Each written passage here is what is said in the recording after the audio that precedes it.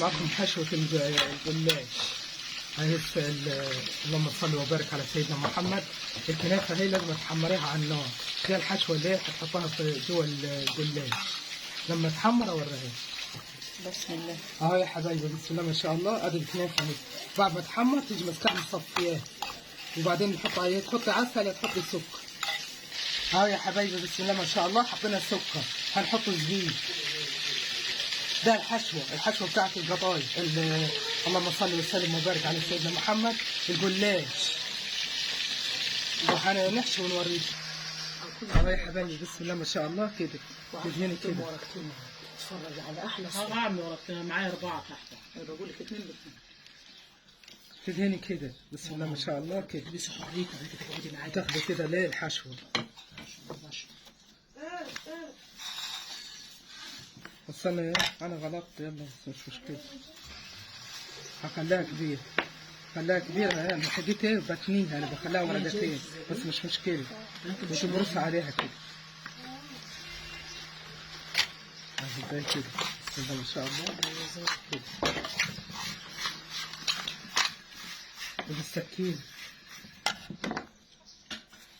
بالسكينة تقطعها كده.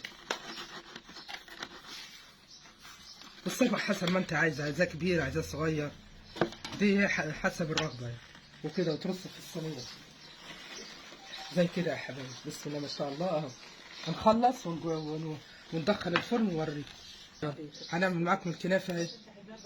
اه يا حبايبي بسم الله ما شاء الله الكنافة اهي هنحشوها. المرة دي انا عملتها معاكم سادة المرة اللي عدت. المرة دي هنحشوها زي كده وتجرصها تحشي الصابع 800 وتجرص كده. بسم الله العظيم مش كبير يا ولد. كده يعني دي مش كبير والنبي. بس تجرص كده. شوفي حطت ولا في الدماغ تجرصي كده.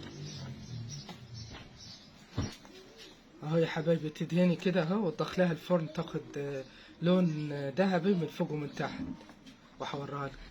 اهو يا حبايبي تمسكي الصينيه كده من غير ما تدهنيها ولا حاجه كده هتصب عليها سمنه وتخليها كده تفرد النص من تحت وتحط الحشوه كده. الحشوه عليها سكر واللهم صل وبارك على سيدنا محمد وفول سوداني وجنزبيل بس كده. الحشوه حسب ايه حسب الرغبه يعني.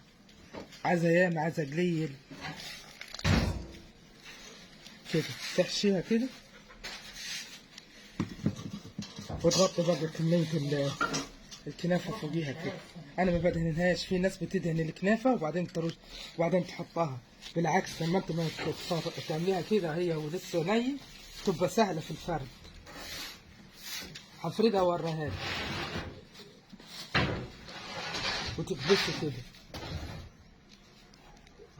تكبسي كده.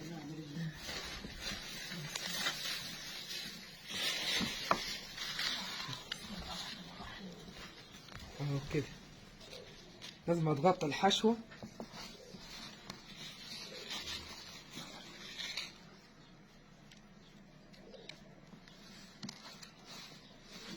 وترش عليها السمنة وتدخلها الفرن وهوريها لك.